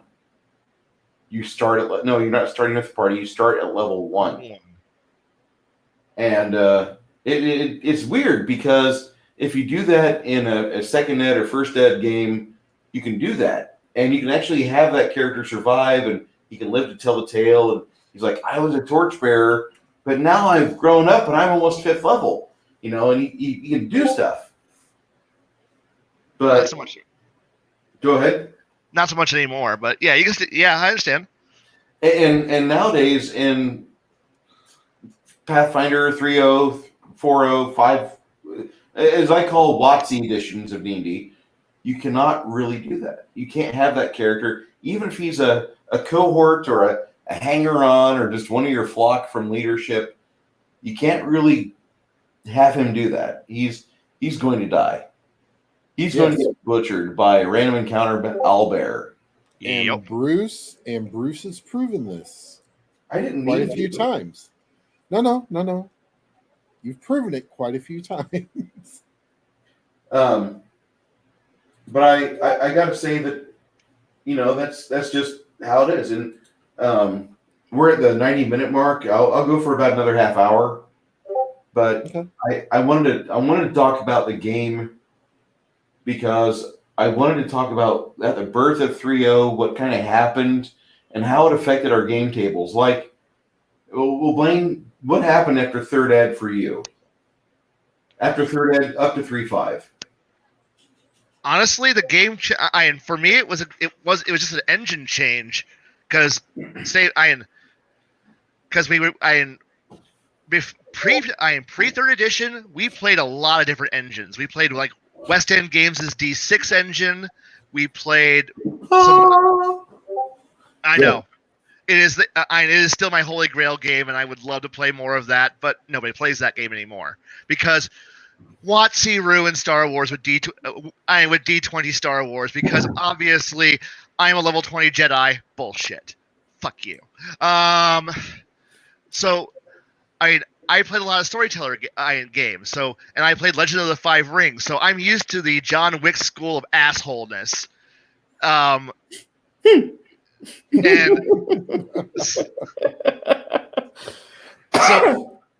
so when I ran with like assholes. It is asshole genuine grade A things, and then we all went, hey, this WotC game is pretty fucking good. So we all changed over to it, and then we kept on going. And then suddenly, all the games that I wanted to keep running, aka Star Wars, Legend of the Five Rings, well, hey, look, they all got ported over to D20. Oh, hey, look, now I can go bring all my L5R books and samurai shit into my game.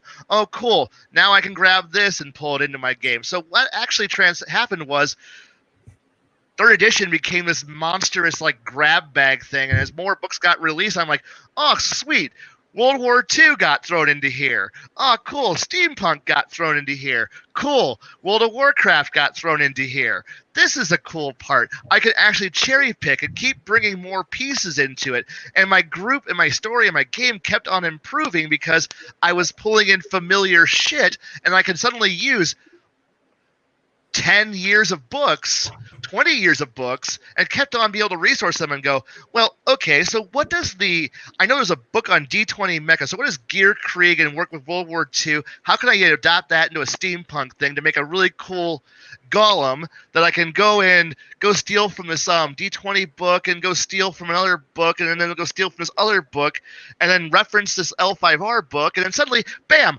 I've got a cool campaign and it's full of really neat things, and now players can do really cool shit. But at the core of it all, there's still this little John Wick asshole in the background going, if you step out of line, I will fucking kill you. And I will have fun doing it, and I will make sure it looks really cool. It'll look cool when it happens. And it's all about setting up this really cool trap. It's no longer simply a hex board. You're now playing Go. It's little pieces, and the players are working with it, and they walk into this trap that they've created for themselves. And when it snaps shut on them, and there's this big bloody fountain of death that happens, it's wonderful. It's glorious. And that's what third edition did for me.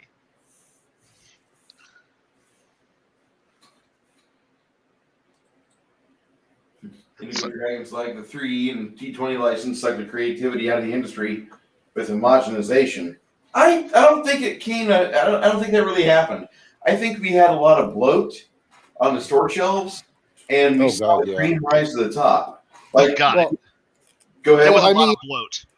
I mean, there was a group that I think when Bruce first started running up here, and it was me, a guy, his girlfriend, and like I can't remember. I think it was like 1 or 2 kids. You talking about the guy that was a Steelers fan? Yeah. Yeah. And literally every week he would buy a new book and want to change his character every single week. Oh God, no. And every week he bought a new book. Every week. It was great. That store loved him. Oh yeah. Bruce made that store a lot of money. I helped them push probably 2 pallets of D20 books off that curb. Yeah, easily. And but anyways, but you know, we're talking about the OGL. You know, you're talking about everything. You know, and you know, it almost became kind of like GURPS. Yeah, it did become GURPS, but less math. And yeah, it would. Yeah, exactly, with less math. I mean, you know, we had some crazy GURPS games where you could do, you know, you could mix Star Wars with Star Trek. And so then we had somebody say, "Oh, I want to play a Vulcan Jedi." That was like the worst idea ever. So guess what he had to do? He had to play a Klingon Jedi first. Ugh. God, no. Took every bad thing he could. You know, he was one-eyed, hunchback, albino. You know. Wait. Was this the character that I think it was? No, this was before I met you. I've told you this story before. Yeah, wasn't this the guy that lived in the condos of Peoria? No. Okay. Somebody else. Because he plays a really good Hackmaster game, and Hackmaster is defined by what perks you roll and what drawbacks you roll. Yeah, and GURPS is like that also. You can be a no armed fighter in Hackmaster. Good luck. Just attach the swords into where his arms were at. Yeah. Ja! Spin around, Bob. Spin around. Somebody puts a rope around his feet and just pulls. Yep. But no, But I mean, and essentially, if you want to think about it, with all the D20 and how the OGL, Open Gaming License and everything, it literally took D&D into the realm of GURPS, into the realm of what is now Savage Worlds. And 3E was the first edition of D&D that I could no longer carry all the books in my sea bag going to the game store. Oh yeah, fuck off. My back still hurts. Remember my Mazul bag? Say again? Remember that Mazul bag I had? Yes. Yes. The big black bag of doom. Mm-hmm. Yeah. So I mean, I really enjoyed 3E for the fact that you could damn near do anything you wanted with it. But we kept ours mostly fantasy, mostly Necromancer Games, which is now Frog God Games, and I'm not trying to give them, too much attaboys. They've done good. They really have. And they make one of my favorite OSR games, Swords and Wizardry, which is a very concise, very, very tightly written, but very expandable game, which is how I feel all games should be. It should be you have this focus, and then you have, if you want to add to it, use these. You use this extra space on your character sheet to do that. And I like that. I like that a lot, which is why I love the OSR.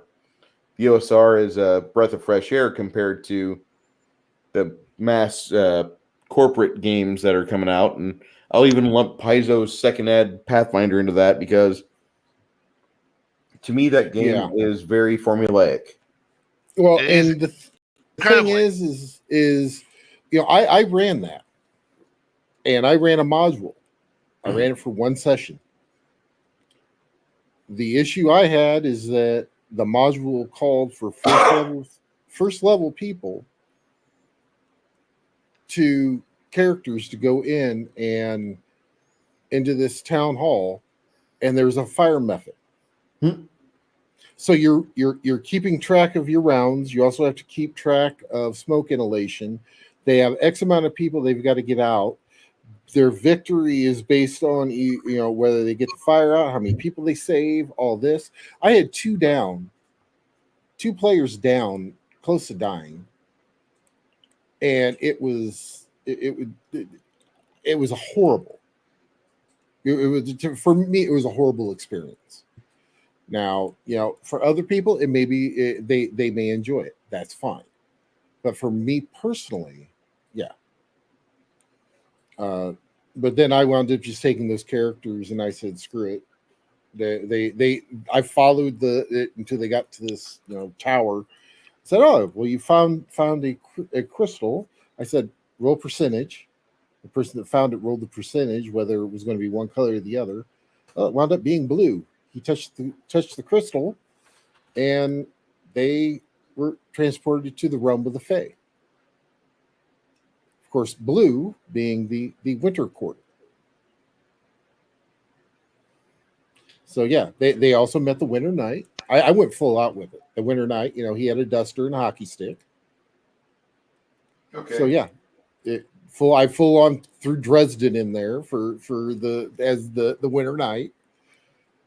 And it actually worked out pretty good because him and the sorcerer started having talks about, wait, how'd you cast that? You didn't say anything. Because the spell in there says that there's no, verbal components. And everything else. So, and of course, with Dresden, everything is verbal. So yeah, it wound up being really cool. But start off, it was just like, really bad. But going back to the Open Gaming License, you were talking about the bloatware, and I think we had the term splat books. Yeah, that was like 80% of the damn store. Like It was. when I first got there in 2006, I don't think he had a lot of 3E stuff that I saw. I was more enraptured by the collection of GURPS that he had. He had a lot of GURPS books. Yeah, then he I did. started looking at the discount section, the milk crate boxes at the very Mhm. corner, and that entire stack there, and I thought, holy shit, there's a lot of 3.0 stuff. And that was where I discovered Troll Lord Games. They had a module I bought called Dark Druids, which it will never have a sequel to it because apparently there's copyright bullshit going on. But it's one of the guy that does El Raja Key, Rob Kuntz. Rob Kuntz's game, and you have to buy like a CD or something with all of his stuff on it to get his information. But I don't think it's sold in mass markets. I think you have to spec order it. But Rob Kuntz had written stuff for Troll Lord back in the day, back before Troll Lord brought out Castles and Crusades, which some people say isn't that great. I like CNC. Now, I haven't picked up Astonishing Swordsmen and Sorcerers of Hyperborea, so please forgive me. I'm getting around to it. I'll get there. I like the games, okay? You guys just understand. I have a lot of these, okay? I've got a lot of figures. So when I say I like the games, I like the games.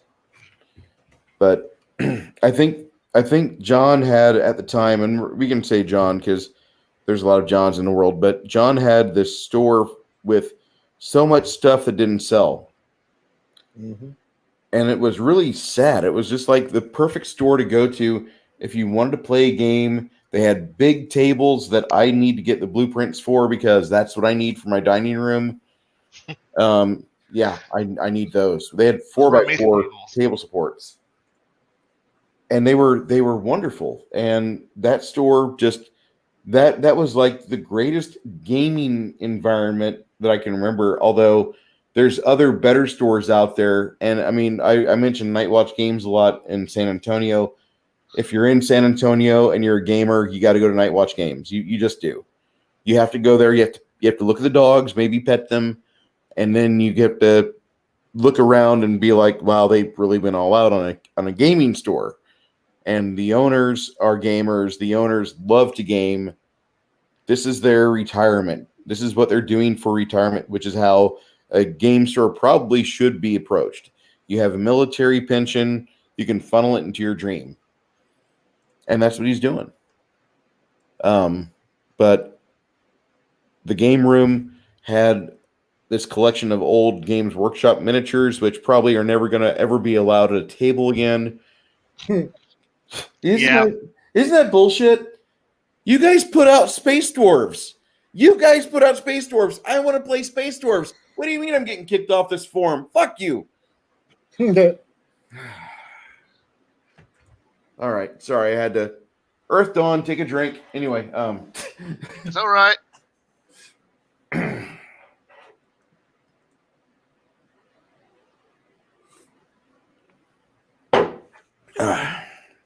you know the sad thing is in Texas where I live, they can't sell honey brown because they don't deliver it down south here. So I have a reason to go up into Illinois to buy a case of honey brown or two. Well, that's like there's folks here that go down south just so they can get the Yingling. You can go to Indiana and get it. It's only 2 hours away. Well, Not even that. it depends on where it is too, because around the border they've stopped selling it. You have to go further in state now. Oh God, do you hear banjos in Indiana? I don't. Hey, my family's There's originally one in from Corn, Indiana. Indiana. Right? You guys, I know this sounds stupid. I want to do something for my 50th. I'm thinking about going over to Holiday World and then riding on the Voyage. That giant fucking wooden roller coaster they've got over there. It's not the Beast, but it's close. But it's just a thought. No, I really enjoyed this. I wanted to talk about Third Ed and how our games changed. The main thing is that like the table dynamics really changed. For me, the end result was most of my players are now my age or much younger. First edition D&D or BX is usually guys that are older than me. Nothing wrong with women playing the game, although Shadzar posted Gary Gygax's sexist ideology of why women don't game. It's in the chat. And actually, it's a quote from Gary Gygax. If you want to cancel him, get in line. There's a cancellation in process.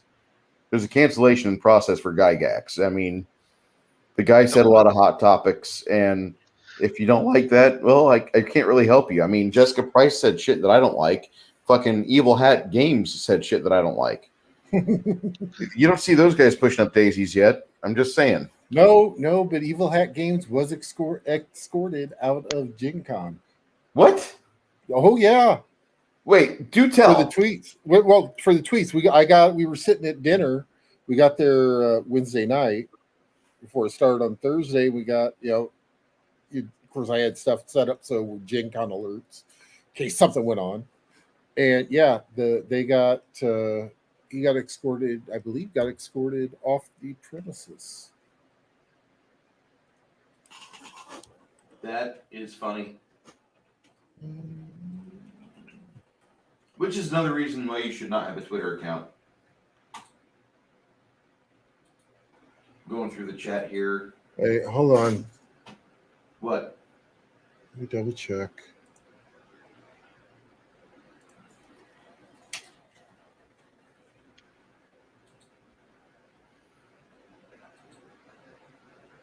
Blaine, aside from all that stuff about, how the factions and all that is not a third edition thing, which it really isn't. I don't know where it started in first edition. Yeah, or second. Evil Hat Productions. Yeah, Evil Hat Productions. Oh, anyway, what was your question? Oh, I was asking.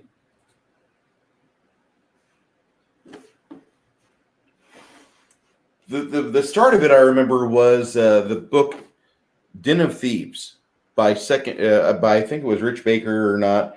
It might not have been him, but there was a second edition book that taught you how, as a GM, you could run a thieves guild and how you would have the day-to-day activities go. And it was really good to bring the thief player into more of an active role at the table to where he could do stuff. Yeah. And it was a pretty great book. I'm not going to say anything negative about it because I've not found that. It's got about 30 pages or 40 pages of mechanics and fluff, and then it's got an adventure at the end. Got a lot of NPCs in there you can utilize. But that was like the first publication I remember that had organizations so well detailed, or an organization so well detailed. But there was probably others before that, and I just can't remember one. I think also what you also had were the early 90s are about the same point you started seeing the D&D novels start showing up. Yeah. So I know with my group, the reason why we were all so just ready to go build, do something more than just what we were, was because we all read the Menzo Baranzan trilogy. So we all read, all these cool stories about all these really awesome adventures that have plots and all these wonderful things. So I guess we were primed by reading novels that tied into our adventures, that we could sit down and go, this is what the stat block for X character is. We knew what to expect. So we started to get this idea in our head of, okay, I'm a 5th level character.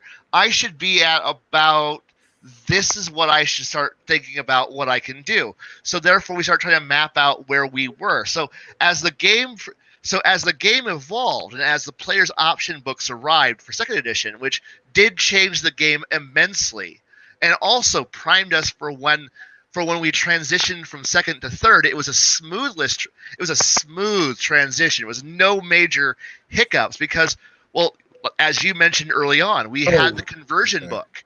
So we had the book that said, hey, this is how you convert. We already had ideas of, okay, this is how we change our class. These are some of our new options. This is how you can make a fighter more interesting. This is how you can make a rogue more interesting. This is how to make human more interesting. This is how to make the skills more interesting. This is how you can throw proficiencies out the window and start evolving. We were heading towards something that was more interesting. We were like, the novels, the books, the rules were evolving. Everything was pushing us so that way when 3rd finally arrived, well, we were ready. we just rolled seamlessly and smoothly right straight over into it, and our games and our stories just the campaigns, the worlds that we were playing in, just rolled right on into it, and we didn't even notice because we had like a 2 week moment of stopping and listening to William McFall tell us, between Mike Wallace and William McFall trying to explain us how to actually play this new game engine, and some of us who had already read the book like, we already know, and everybody else going, no, you don't. We don't. And then we're like, okay, fine. And then so it was like 2-3 weeks of us going, rules hard, how do? And then suddenly it all clicked, and now we were no longer in neutral. We were in first gear, and we were rolling. And from that point forward, it was just a nonstop. Just the story, the game changed. It was no longer what we were playing, but we had already long ago abandoned Bland. By the point that when we hit first gear for third, we had long since changed engines. We had changed vehicles entirely by that point.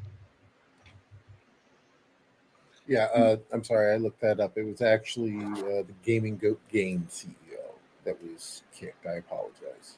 God damn it. Ah. Yep, that was on Thursday. Yeah. It was on the Thursday before the entire convention started up. And Yep. Gaming Goat had no reason to get booted from the convention. They have a Kickstarter that has a frog on the back that people thought, oh my God, that's a white supreme pizza. And he's got the circle game going on, and he's got that going on. And they're like, oh my God, that's terrible. And that was all the hubbub. But they actually booted this guy out of the convention after he spent $40,000 to move equipment and stuff to go sell at Gen Con. And he kind of got fucked. I mean, he really got the big chicken dinner on that. He's I don't know what to say. Like, I'm sorry, dude. But that's Gen Con nowadays. That's the people that run that convention, and that's why, as much as you might enjoy it, Garrett, I don't want to go to Gen Con. I'm not even really big on Dragon Con anymore. I'll go there, but I'd rather go to North Texas or Game Hole or some other small convention, Egyptian Campaign, or you guys still do the convention up at Peoria? Nope. Oh no, that's long dead. That's been that died 3 years after the game room closed. God damn it. Yeah, without them running it. Well, the thing is that there were some things that happened. We had other people who were from the store who tried to do it. They did a couple of them. Boom. It was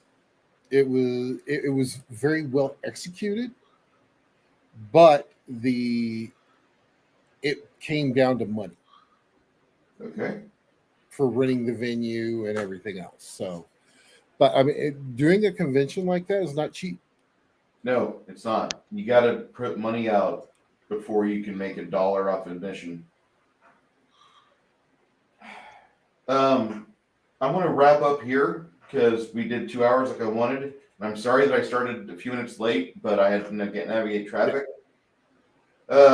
Blaine, what do you have going on in the next couple of weeks? Beyond running 2 campaigns and all the other prep work, not much. Well, I was wanting to know what you were doing on Saturday the 6th.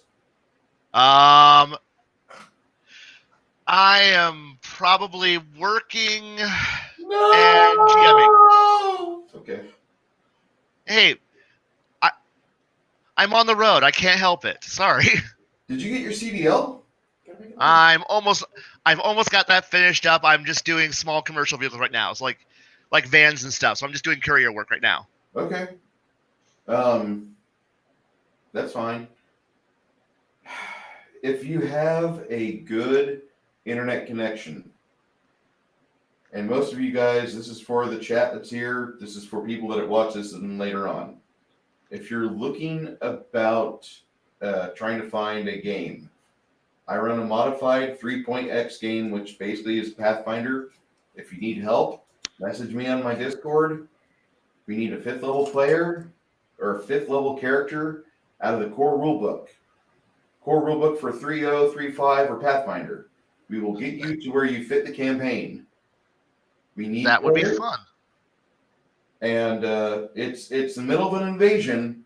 I'm smushing some adventure path ideas together, and my current players that I have, one of them is kind of like really not into it. I think he knows he's going to be at some point not able to play, so he's hanging out and getting a soak of as a social. He's soaking in all the social time he gets because he's getting ready to be a dad. But yeah, In his voice. yeah. And I feel so sorry for him, but like I'm proud of him too. Like, hey, you're gonna have a little girl, congrats, But you're probably not gonna see me at game for much, You're gonna have to do other stuff. That's a good reason. Yeah, that family first is a big thing. But if you guys want to, and it goes for the chat, it goes for my panel. I run every 3 weeks. I run basically a Pathfinder game that's out of the core rulebook. I don't like having a lot of options out there outside of that. And if you don't mind playing, I need a 5th level player. A 5th level player for you. If I have it free, I would love to, but I have no idea what my schedule is from 1 week to the next. So, hey, Tommy and the Guinea Pig Collective shows up right as I'm getting ready to shut her down. Frogs and Buddy, the ultimate evil. Yeah, I know. Yeah, Gen Con is turning the freaking frogs gay. Yeah, I read that voice too. Yeah, that TSR Con, I don't have a lot of confidence in that entire company. As much as I don't probably disagree too much with the CEO, do I want to see him with a gaming con? No, not really. I need him to either you draw numbers or you're a public asshole like me. No. That's just a big no. No get the Rosy Monks. Sorry, bro. Oh. Indigo Dragon, it was great having you on. Shadzar, I'm sorry you had to play 5 and I didn't like it. Andy, I will. Tommy, let me check Discord real quick. Blaine, what do you got going on in the next couple weeks? You have anything on YouTube you doing or no? Honestly, this is the first time I've even turned on a microphone in the last 8 months. So no, I'm mostly a private person. I came on because I was invited. So yay! Thank you. If you invite me again, I will continue to be the heretic of the group. Dr. Lettuce during the end, yes. Blaine, I don't mind having you in the panel for this. I do want to have a kind of like a group of people that I've played with before and just kind of a social hour. I know most of us are not private individuals. We're kind of public. We have our Twitch or our YouTube stuff going on. But I'd love to have you on more because you bring a different angle than I do, and I appreciate that. We've been friends for over 10 years. Way longer than that. So yeah.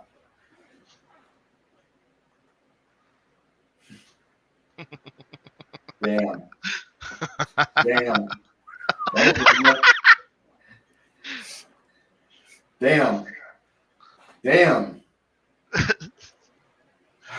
Okay. Woo! Garrett, talk to us about your Twitch and what you got going on here in the next couple of weeks. I don't really have a whole lot going on.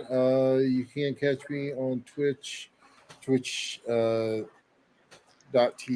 /BaronGRock. I do a little bit of everything. I do MMOs. I do survival games. Tiptoeing my little toe into the horror genre a little bit more. But yeah, it's pretty much like right now. I'm on the bandwagon of New World and whatnot. So yeah, but I do, like I said, I do a little bit of everything. My socials are all on my Twitch, so you can find them there if you want to follow me. Do you use Facebook, Minds, Gab? Well, Facebook, Twitter, Instagram, all that is on my Twitch. Thank you, Awesome. Chad. I'm sure I'll get mocked in the comments. I'm It's sure of it. okay. If you put your head out there, yeah, you get chopped, and that's what I found out, and that's fine. Yep. I'm going to tell everybody that I appreciate the group of people that came in to watch this. We will be doing this again next Thursday night, about 7:30, 7:45 CST. Hopefully 7:30. Sorry if I'm late, but Baron G-Rock, you want to stream it over on Twitch like what you did tonight? Oh yeah, we can do that. Fantastic. I actually figured out how I can actually do this, and it actually looks decent. So Sweet. Okay. Well, Blaine and Garrett, I appreciate you guys coming on. Chat, without you, there would be just us three talking to the walls. So appreciate you being in here. definitely. Everybody, Yeah. we will see you, if not tomorrow, it'll be next week. Cal, appreciate you stopping in. I'll see you in the LOM chats and gatekeepers, my friend. Everybody be well, and I will end the broadcast now. Take care.